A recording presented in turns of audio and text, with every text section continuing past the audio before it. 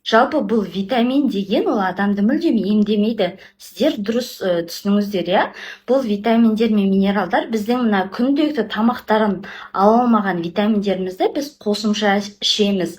Біздің ағзамыздағы түрлі жаңағы проблемалар, жаңағы біреуіміздің асқазан ішек жолымызда проблема бар, иә, біреуіміздің бүйрегімізде, біреуіміздің бауырымызда, жаңағыдей біреуіміздің аллергия мазалайды, біреуіміздің суставтарымыз дұрыс емес деген сияқты. Осының барлығын біз негізі жаңағы кальцийді да тамақтан алу керекпіз, магнийді да тамақтан алу керекпіз. Біз дұрыс тамақ жеп жатқан жоқпыз ғой. Біз көбіне не жейміз? Біз фастфуд жейміз. Одан қалды етпен ақ наннан жасалатын тамаққа тойып аламыз. Біздің кез келген тамағымыз етпен ақ ұннан тұрады ғой.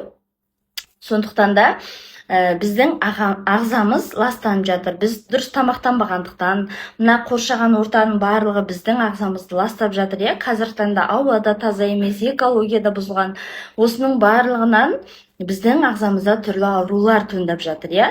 Енді міне Курагулп компаниясының жаңағы үлкен адамдарға арналған дайын 90 күндік концепциясы бар. Содан өту арқылы, балалар антипаразиттік программадан өту арқылы ағзаны тазалаймыз, одан кейін таза ағзаға мына тамақтан алынбаған витаминдерімізді қосымша ішеміз. Сол кезде Алланың қалауымен сіздің денсаулығыңыз жақсарады.